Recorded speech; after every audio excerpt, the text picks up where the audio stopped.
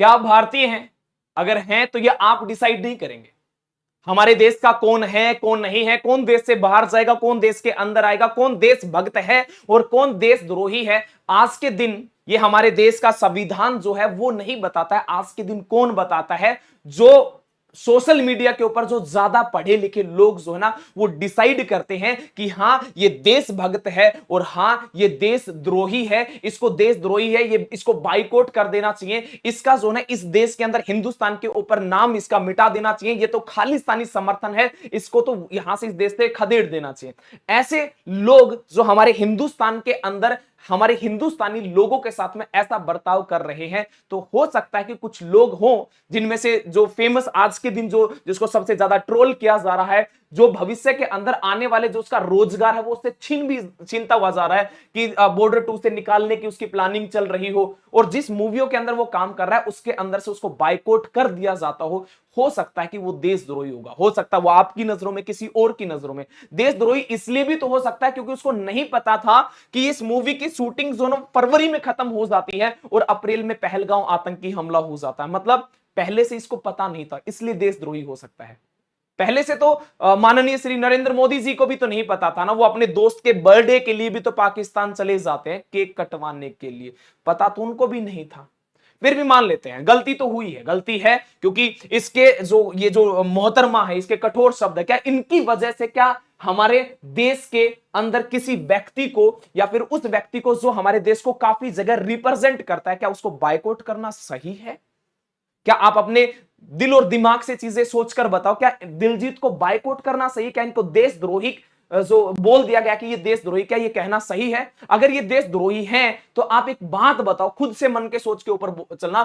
कोहचेला एक फेस्टिवल होता है 2023 के अंदर, ये वही का एक फोटो है। अगर ये देशद्रोही है तो क्या किसी विदेश की धरती पर जाके भारतीय ध्वज को ऐसे फहराएगा क्या? हो सकता है फिर भी देशद्रोही, क्योंकि लोग जो डिसाइड करते हैं यहां पे सोशल मीडिया पर एजुकेटेड लोग जिनकी अलग से ही डिग्री होती है वो डिसाइड करते हैं। वो डिसाइड करेंगे the Tonight Show starring Jimmy Fallon June 2024 के अंदर होता है एक ऐसा शो। जिम्मी फोलोन खुद स्टेज पर आकर कहते हैं that is how you do it. जो भारतीय पहनावे को विदेश में जाके अमेरिका में जाके जाते हैं और वहां पे डंका बजा के आते हैं। दिलजीत बने पहले पंजाबी कलाकार जिन्होंने इस प्रमुख अमेरिकी लेट नाइट शो, कौन से कलाकार थे पहले कलाकार, पहले पंजाबी कलाकार, इतने सारे कलाकार में से एक लौता पंजाबी कलाकार जो वहां पे जाता और भारत का डंका बजा के आता। तो हो सकता है इसलिए भी इनको देशद्रोही करार जो है दे दिया गया हो।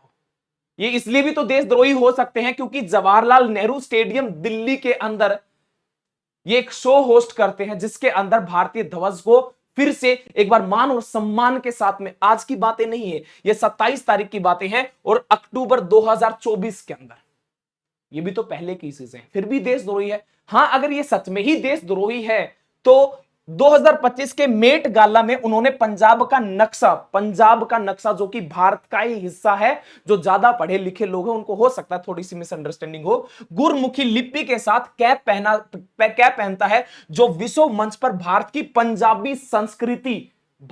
पंजाबी संस्कृति को गर्व के साथ प्रदर्शित करने का प्रतीक जो है। अच्छा, प्रदर्शित करता कौन है? दिलजीत, वही जिसको लोग देशद्रोही कहते हैं। और वहां पे उस समय दिलजीत के क्या शब्द थे, मेरे लिए मेट गाला में जाना महत्वपूर्ण नहीं था बल्कि पंजाब और पगड़ी का वहां प्रतिनिधित्व होना सबसे बड़ी बात है। मतलब पंजाब को रिप्रेजेंट करना, अपने देश को रिप्रेजेंट करना सबसे बड़ी बात थी। यह भी पहले हुआ था।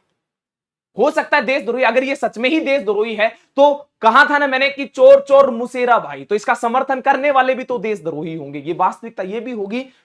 फिल्म सरदार जी 3 पर दिलजीत को बीजेपी का समर्थन तो हुआ, फिर तो ये भी देशद्रोही हुआ।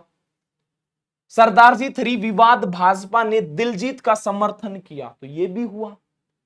वास्तविकता पता है क्या?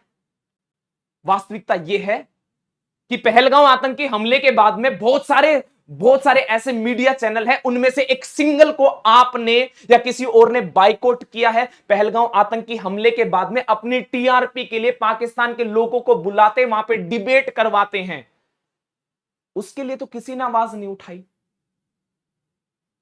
कोई आवाज नहीं उठाता। क्यों नहीं उठाता? क्योंकि वो मीडिया वाले हैं। इसके लिए आवाज क्यों उठाई जाती है?